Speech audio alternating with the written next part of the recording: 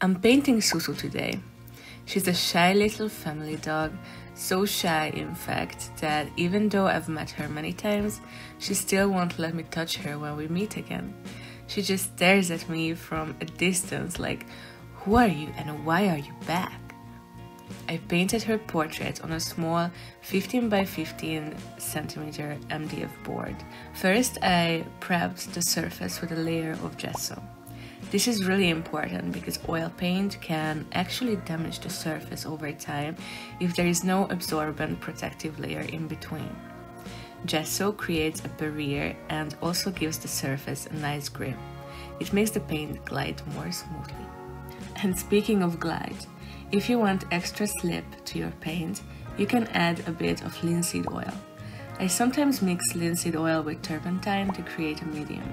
This makes the oil paint flow better and feel less heavy. Without any kind of medium, oil paint can be quite thick and sticky, which might be harder to handle, especially in the early stages. One important thing to remember about oil painting is the fat over lean rule. This means each layer of paint should be more flexible or fatter than the one below it. So you start with thinner paint, maybe just oil paint diluted with turpentine, what I use, for your sketch. Then in each new layer you either use more oil or thicker paint. If you accidentally reverse that, putting a leaner layer over a fatter one, the top layer can dry faster than the one underneath, which causes the painting to crack over time. So yeah, science, but artsy. After the gesso, I painted the board with acrylics to create an underpainting. It helps the oil paint glide even more, and I roughly mixed the background color I wanted. I picked this muted blue tone because it's subtle, but gives a nice contrast to Sucu.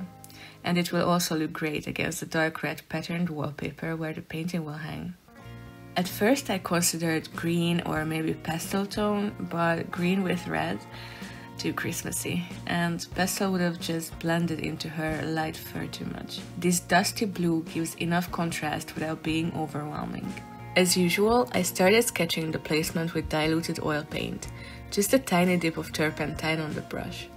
I don't go into details right away.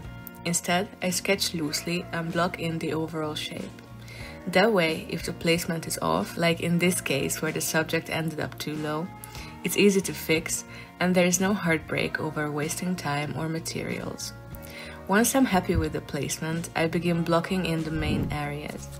I try to cover the background completely at this stage because I don't want the yellowish cream color of her fur mixing with the blue base. That would just turn everything green. Not what I'm going for. Don't worry though, I'll bring back the background blue later as small colorful touches, like in the fur and nose.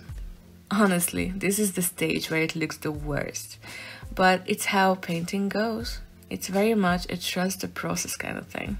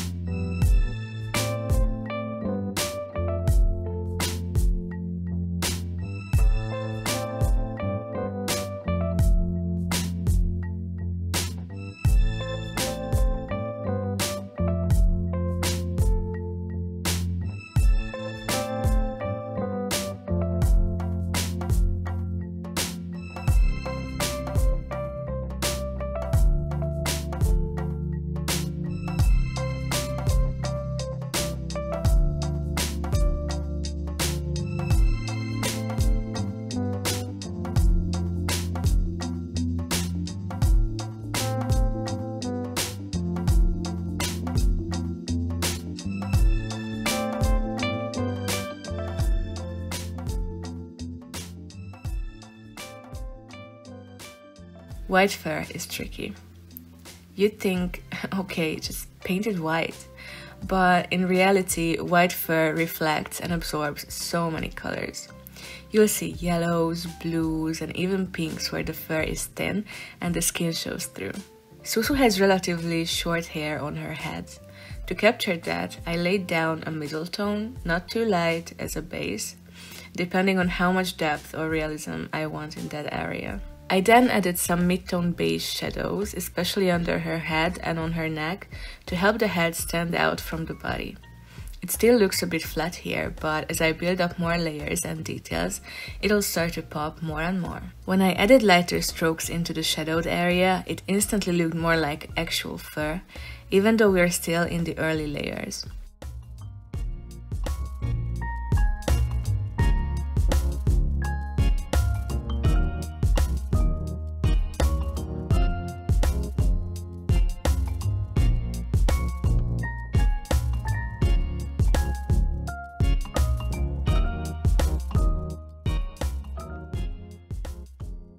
Edges are important too. You don't want harsh, sharp edges around the animal that makes it look like a sticker instead of a living, breathing creature. So I soften the edges, blur them slightly, and add some extra fur strands, especially where the hair is longer. This helps create a sense of volume and softness.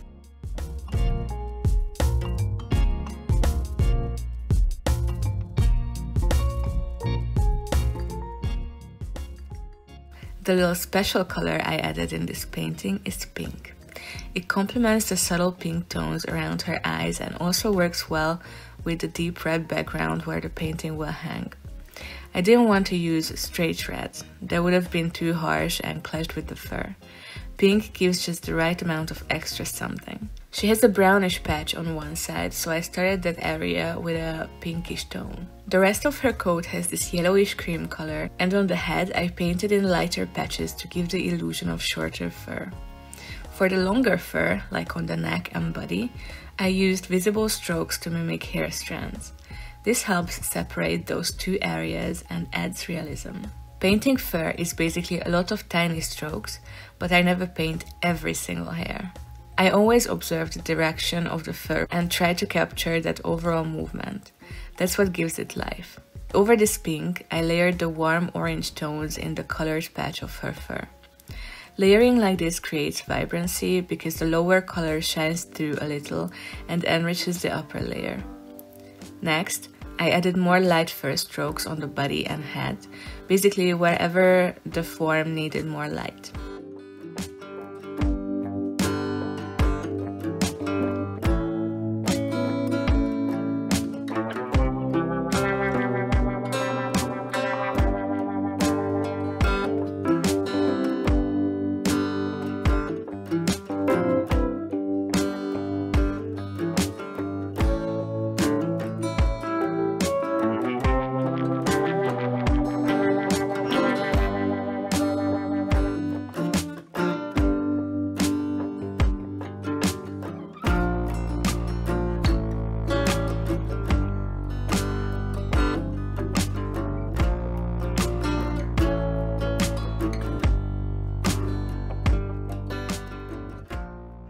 The nose was interesting because her skin really shows through here.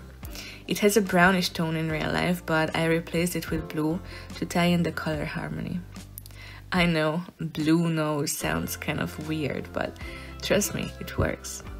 Only the highlight of the nose is actually blue, and it's dark enough overall that it still reads as realistic.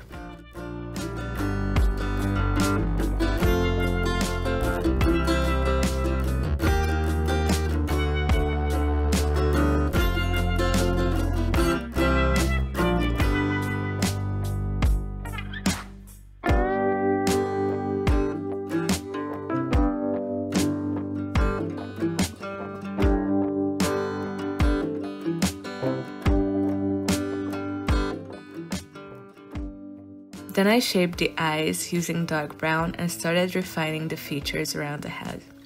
This is also when I added the light reflection in the eyes, which is my favorite part. It brings so much life to the painting. Suddenly, it's not just a flat image anymore, it's her.